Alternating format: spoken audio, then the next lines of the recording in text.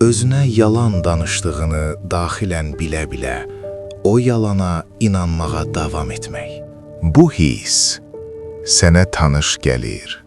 İllərini bir inanca, bir fəlsəfəyə, bir yola həsr etmisən. Həyatını bunun üzərində qurmusan.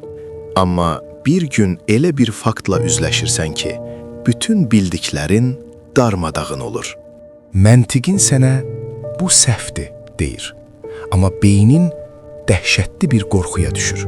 Çünki həqiqəti qəbul etmək, keçmiş illərin boşuna getdiyini etiraf etməkdir. Psixologiyada bunun çox soyuq bir adı var. Kognitiv dissonans. İndi isə dürüst ol və cavab ver. Sən həqiqəti axtarırsan, yoxsa sadəcə özünü təhlükəsizlikdə hiss etmək istəyirsən?